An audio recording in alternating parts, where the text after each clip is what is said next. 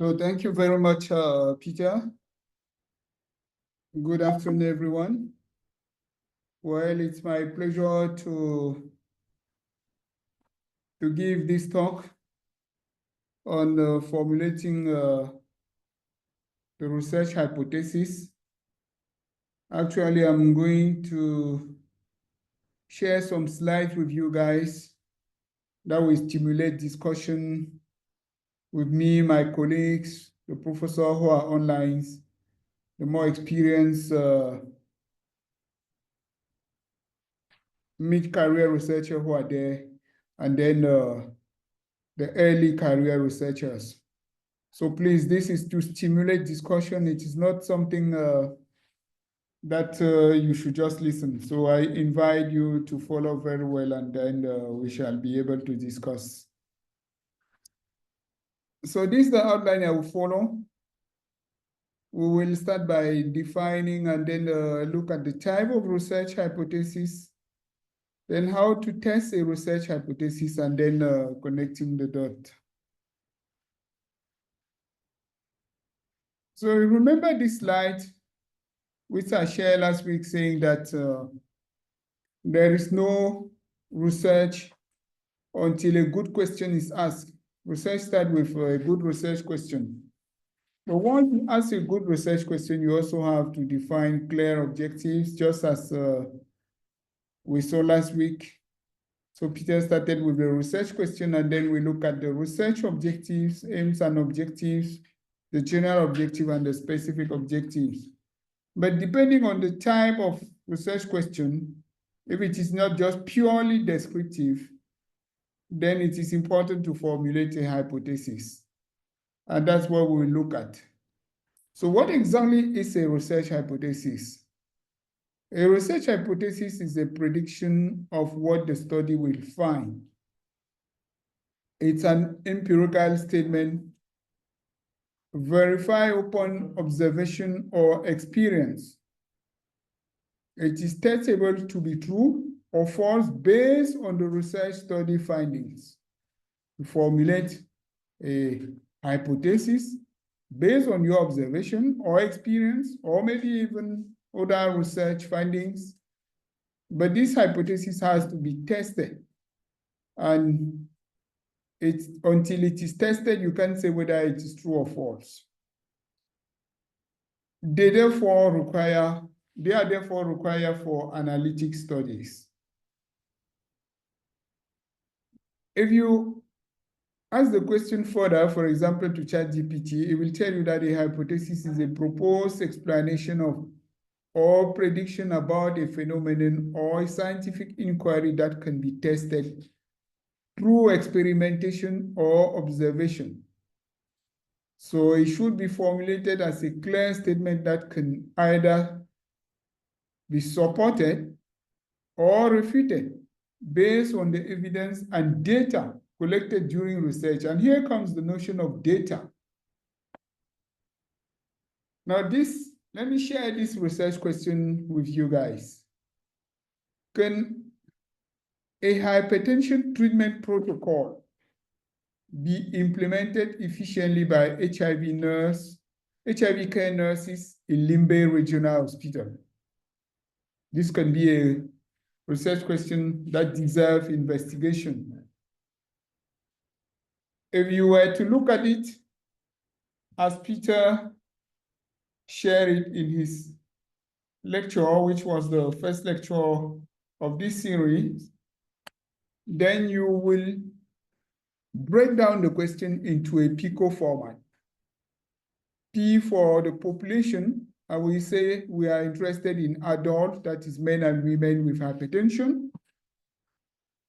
I for pharmacological management, that is the intervention here, is management of hypertension by HIV care nurses. And therefore, there must be a comparator, the way this question is asked. Pharmacological management by doctors. Of course, one might avoid comparison, but it will be good to have a comparison, to have a standard.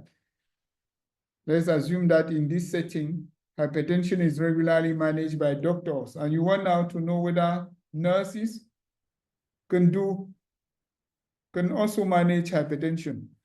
And then the outcomes, which is not indicated here, but one could imagine a number of possibilities for the outcomes.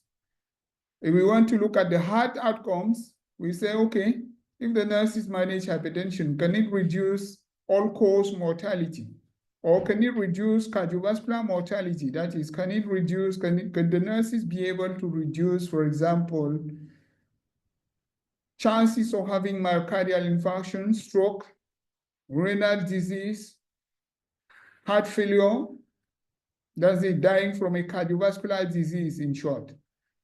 But if we want to look at outcomes that are much more easy to measure, then we say, okay, if the nurses manage these patients, can we achieve blood pressure control? Can we reduce blood pressure to a certain target, which is the goal of treating hypertension? Can they also ensure adherence? Are patients going to listen to them? For example, hypertension treatment is a lifelong treatment. Are the patients going to listen to them? We could also say, okay, are they going to be able to manage very well adverse effects? So those are the outcomes. And then one could also say patient satisfaction. In an environment where all the patients think that, okay, they must see a doctor, will these patients be satisfied by being managed by nurses? So that's a question one would ask in terms of outcomes. You can see the number of possibilities for the outcomes. It is important to break down your question because it is from this breakdown of the question that you can easily formulate a hypothesis. So this is our question. And then you can see that the hypothesis can be, for example, if we want to focus just on blood pressure control, the HIV care nurses of Limbe Regional Hospital would effectively control hypertension using a standardized treatment protocol. We are just interested in controlling blood pressure. But if that doesn't come out, it will be difficult to formulate the hypothesis. So breaking down the question is an important point. And then you will have different types of hypotheses. If we look at it based on statu quo, we'll say, okay, we have null hypothesis versus alternate hypothesis. But if we also look at it based on the number of variables tested, for example, we just talked about the number of outcomes. You see that when we broke down the question, there was a possibility of having different kinds of outcomes. If you are, for example, evaluating 2 or 3 outcomes, then your hypothesis can be complex. If you are evaluating just one outcome, then it can be a simple hypothesis. So regarding the type of hypothesis, I just say we have null hypothesis. Null hypothesis simply means that there is no difference. So that's basically the hypothesis that is formulated and which will, as we will see in the next slide, which sounds statistically very important because that's what should be tested. So alternative hypothesis means there is a difference. It doesn't presume the direction of the difference. You just said, okay, there is a difference. So for example, if we look at what we just discussed, we say, okay, the nurses in the null hypothesis, they will control the blood pressure as well as the doctor, because we're comparing nurses and doctors. Now, if we want to look at it from, that is, there will be no difference. If we look at it from an alternative, we'll say, okay, there will be a difference. This difference can be nurses will do better than doctors. Or you could also say, yes, nurses will control, but they will do less than doctors. You can see that there is a direction. Then we have what is called a one-sided alternative. and two-sided alternative. Now, the hypothesis can also be directional. As I previously said, it specifies the direction of the relationship. There is a relationship between two variables. If you just say, okay, there is a relationship, I mean, null hypothesis, there is no relationship at all. Alternative, there is, but which direction? If you specify the direction between the independent and the dependent variable, then that's your directional hypothesis. And non-directional shows the existence of a relationship between the variables, but no direction is specified. So when we talk of one-sided alternative hypothesis, it specifies the direction of the association between the predictor and the outcome variables. For example, you can say, okay, drinking tap water increases the risk of peptic ulcer disease. So we understand that there is an exposure, being exposed to tap water will increase the risk. We didn't say it will change the risk, it will increase. So there is a direction. Compare with, for example, bottled water. Two-sided alternative hypothesis states only that there is an association. It doesn't specify the direction. If we look at this same example, we say, okay, drinking tap water is associated with a different risk of peptic ulcer disease. We don't presume whether it will be an increase or a decrease compared to, for example, drinking bottled water. So again, in terms of testing a research hypothesis when it is formulated,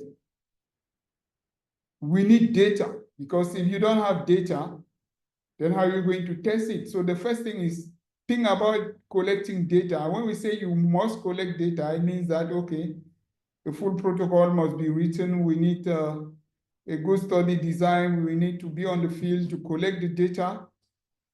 And it is only when the data is available that we can say, okay, we will look at the relationship between variables.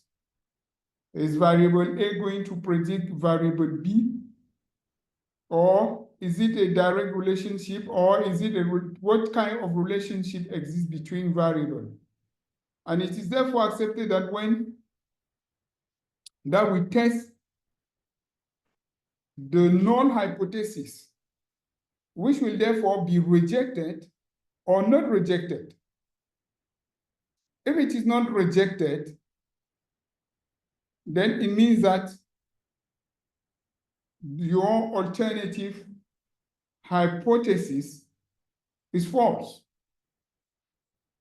What the statistician wants is actually to be able to reject the null hypothesis, which is the condition in which we say, okay, the chances for this null hypothesis to be true is very, very low, which means that the alternative hypothesis cannot just occur by chance. So still in terms of testing hypothesis, as we said, we need to be clear on what the study is measuring. And our question is, what is the size of the effect of the exposure on the outcome? How many people do we need to confidently measure this effect? That's where the notion of sample size comes in.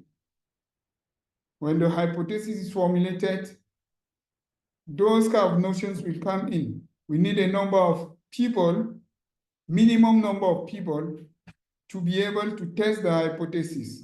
That's the sample size. How do we relate our findings to our research question? That's where statistical analysis comes in. And we already talked about rejection of the null hypothesis, which is what we are aiming to. We test the null hypothesis, aiming that, okay, we will have a p-value, which, depending on what has been our selection, will get a p-value of less than 0.05, ensuring that the alternate hypothesis cannot just occur by chance. And then, why do we do all of that? Why do we test the hypothesis? Because it is also useful in biomedical research in general, because we do the study in a sample, but actually what we are aiming is to be able to answer this question in our population. We are aiming to test it in the sample to say, okay, it is true here, but our aim is really to say, okay, it is true in the population. So can we generalize our findings? That's the key question we want to answer. And finally, it can add on the knowledge gaps and then fill some of the gaps that were already pre-existing.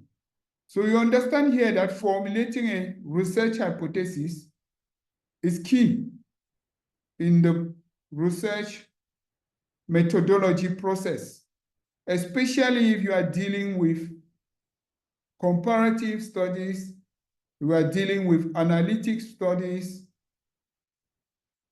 You absolutely need to formulate a research hypothesis.